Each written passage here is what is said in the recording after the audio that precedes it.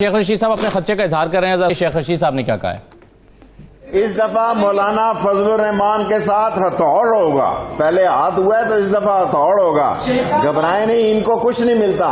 सूरज मशरिक से मगरब निकला है, मगरब से मशरक निकला है। फजलुर रहमान की कोई सियासत नहीं है, नवाज शरीफ की कोई सियासत नहीं है, आसिफ जरदारी की कोई सियासत। मैं अपने सियासी तजर्बे से अपोजिशन को वार्न करना चाहता हूं, ये ना हो कि सारी उम्र आप पछताएं और आप रोएं और टांगों के नीचे से हाथ डाल के कानों को हाथ लगाएं। अच्छा शाहीन से भाई साहब, दो इसके हिस्से हैं। एक तो वो कह रहे हैं कि मौलाना फजलुर रहमान, आसिफ जरदारी और नवाज शरीफ की सियासत खत्म। आपकी राय भी यही है क्या? उनके लिए अब सियासत में दोबारा वापस आने का कोई रास्ता बचा है? और दोबारा दूसरा ये कि मौलाना आप वो ये कह रहे हैं कि आप रोएंगे क्या? इसका मतलब क्या है? कि वो ये कहना चाह रहे हैं कि फिर ये सिस्टम लिपट जाएगा, कुछ इस तरह के नताइज निकलेंगे? कैसे आप इसको इंटरप्रेट करते हैं? देखिए, सियासत खत्म तो बिल्कुल नहीं कहना चाहिए, लेकिन एक बात जरूर है कि जो उन पे केसेस चल रहे हैं, जो उन्होंने जो फेस कर रहे हैं, वो जो चार्जेस हैं, उनका वो मुकाबला करें, उसमें वो बरी हों, उसमें अपने आप को वो सुरखरू करें और उसके बाद अदालतों से, बड़ी अदालतों से, और उसके बाद वो आए मैदान में खेलें। और अगर वो नहीं होते सुरखरू तो उनके नीचे जो लोग हैं जो रिलेटिवली क्लीन है, जिन पे केसेस नहीं है, वो उनकी पार्टी को चलाएंगे तो शायद सियासत तो चलेगी थोड़ी बहुत। मगर ये कि ये तरीका नहीं है जैसा कि वो कह रहे हैं कि जी सड़कों पे आए और सब कुछ लपेट दें। मैं एक सवाल पूछना चाहता हूँ सब लोगों से। फर्ज कीजिए कि इनकी ये तहरीक कामयाब हो जाती है और पूरा मुल्क शट डाउन हो जाता है और हर चीज बंद हो जाती है और फौज को आप और मजबूर कर देते हैं कि आप आए, तो फिर इन लोगों का क्या होगा? अभी तो खाली इमरान खान है जो कि एक पॉलिटिशियन है और जमहूरी तरीके से आए और पार्लियामेंट भी है और सब कुछ है। उसके बाद तो फिर अगर इमरान खान प्लस प्लस आके बैठ गए तो ये मेरा ख्याल है यही बात वो कर रहे हैं अपने शेख रशीद साहब के जी, फिर ये बहुत अरसे के लिए ये कानों को हाथ लगाएंगे। तो इनको भी सोचना चाहिए कि जी आखिर अगला मरहला क्या है। खाली इमरान खान की दुश्मनी है तो वो तो हट जाएंगे, लेकिन उसके आगे फिर कोई और आ गया तो आप क्या करेंगे? सोचा नहीं है इन्होंने और अभी ये बड़ी मुश्किल में है। एक और बात मैं कहना चाहता हूँ जो तकरीर में उन्होंने कही, वो भी बड़ी इंटरेस्टिंग थी। उन्होंने ये कहा कि हम क्रिटिसिज्म करना जरूरी है, यानी फौज के ऊपर भी आप क्रिटिसिज्म करें और हम उससे सीखते हैं। ये बातें जो अब बहुत हुई है फौज के खिलाफ, तो ये भी उन्होंने एक बात क्लियर कर दी कि हमारे ऊपर क्रिटिसिज्म आप जरूर करें, सही क्रिटिसिज्म करें तो हम एक्सेप्ट करेंगे और उससे हम सीखेंगे। तो वो भी आज ये जो बड़ी बड़ी बातें हो रही थी उसका भी जवाब उन्होंने बड़ा क्लियरली दे दिया। सही है। एक चीज मगर शाहीन से भाई साहब और है, वो ये है कि क्या मैं सवाल आपसे करना चाहता कि इसमें एक तो ये है ना कि जी तहरीक चले और नताइज मनफी निकलें, दूसरा यह है कि आसिफ जरदारी साहब के बारे में ख्याल है या बिलावल के बारे में कि पीपल्स पार्टी चाहती नहीं है कि ये सिस्टम जाए क्योंकि उनके इंटरेस्ट इसी सिस्टम में इन्वॉल्व हैं और सिंध की हुकूमत बनी हुई है, चाहेंगे ही नहीं कि ये हुकूमत ख़त्म हो। यानी अपोजिशन की तहरीक का हिस्सा तो है लेकिन वो इस हद तक नहीं जाएंगे और इसी तरह की अपोजिशन PMLN को भी अपने अंदर से है। तो आप इस तज्जे से किस तरह से इत्तफाक करते हैं? ये तो अभी नजर आएगा हमें आगे चल के कि ये तहरीक जो PDM जो उन्होंने बनाई है ये कितनी मजबूत है, कितनी यूनाइटेड है, क्या करना चाहती है। खाली जलसा एक करने से तो कुछ नहीं होता, वो तो जलसे बहुत लोग कर सकते हैं और हर वक्त कर सकते हैं। असल में जो इनके इंटरनल प्रॉब्लम्स हैं और कॉन्फ्लिक्ट हैं उनको कैसे रिजॉल्व करेंगे? मसलन ये कि मौलाना साहब तो पहले दिन से कह रहे हैं कि जी इन सबको हटाया जाए और डिसॉल्व किया जाए और इस्तीफे दिए जाए, कोई नहीं मानता।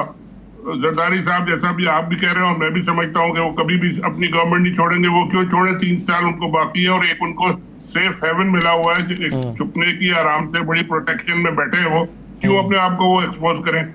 और बाकी जो लोग हैं नून लीग के, वो सारे के सारे वो इमाम खुमैनी तो नहीं बनना चाहते, तो इसलिए वो बहुत सारे उसमें से भी नहीं चाहते कि जी हम इस्तीफा दें और अपना 3 साल के लिए मजीद फिर सड़कों पर फिरें।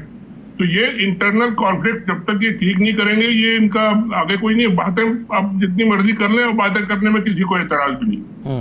एक इस पर शेख रशीद साहब ने अपनी राय का इजहार किया। उन्होंने कहा कि पीपल्स इस्तीफा नहीं देगी। किस यकीन से वो कह रहे हैं, जरा देख लीजिए। पीपल्स पार्टी इस्तीफे नहीं देगी, उसका दिमाग खराब है। पंजाब में उसकी कितनी सीटें हैं? सिंध से इस्तीफे दे के क्या करेगी? मुझे बताएं कि आसिफ जरदारी, बिलावल भुट्टो सिंध से इस्तीफे दे के क्या करेंगे? अगली दफा उनको सिंध भी नहीं मिलेगा।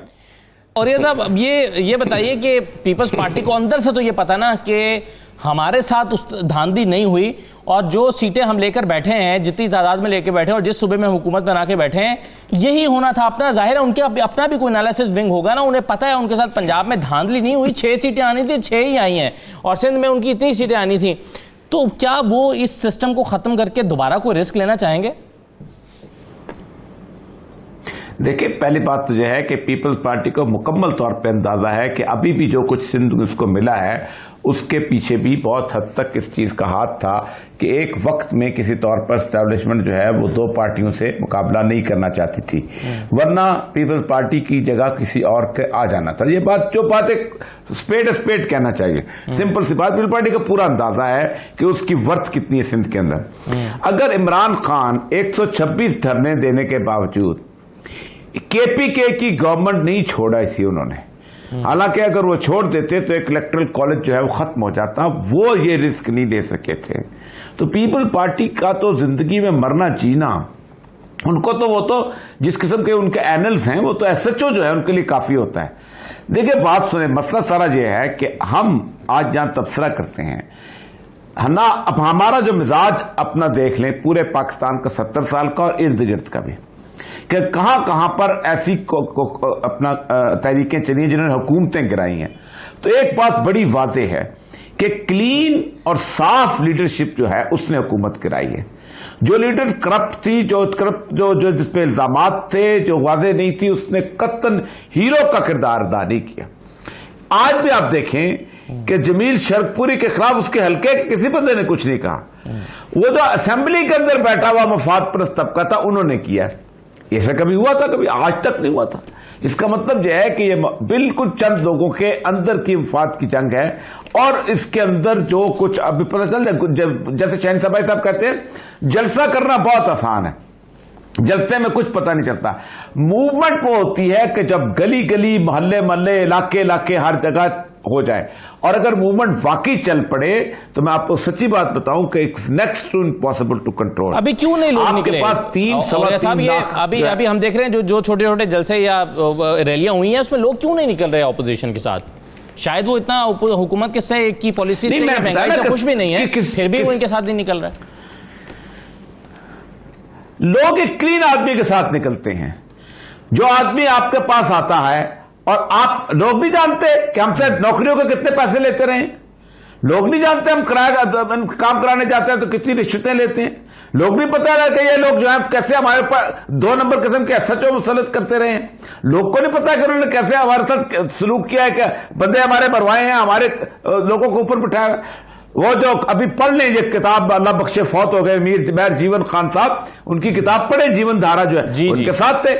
उन्होंने साफ ने कहा कि 2-2 लाख रुपया रेट लेके एमएनए एमपीए जो था पुलिस में इंस्पेक्टर भर्ती करता है। ये लोगों को नहीं पता, लोगों को नहीं पता कि किस पटवारी के पीछे कौन सा एमपीए खड़ा है, उनको नहीं पता कौन सा तहसीलदार है, वो किसने पोस्ट किया हुआ है, उनको नहीं पता कि कौन सा बंदा था जो गुलाम हैदर वाइन जब चीफ मिनिस्टर था तो साइड के कमरे में बैठ के पैसे पकड़ा करता था एसएचओ लगाने के। ये लोग जानते हैं, लोग क्लीन आदमी के पीछे निकलते हैं, और जो क्लीन आदमी होता है उसके। पाकिस्तान में 77 में बताया आखिरी मूवमेंट थी कि उस वक्त तक खास जुल्फकार अली भुट्टो की पहली मूवमेंट और 68 की, धब्बा नहीं था किसी के ऊपर कि ये बेईमानी करता है, धब्बा नहीं था कि ये जनाब अकबर परवी करता है। थोड़े बहुत चीजें आप देखें, मैक्सिमम करप्शन क्या थी, एक आपने राशन कार्ड का डिपो ले लिया राशन का, या एक रूट परमिट ले लिया, इससे बड़ी करप्शन सुनी नहीं थी।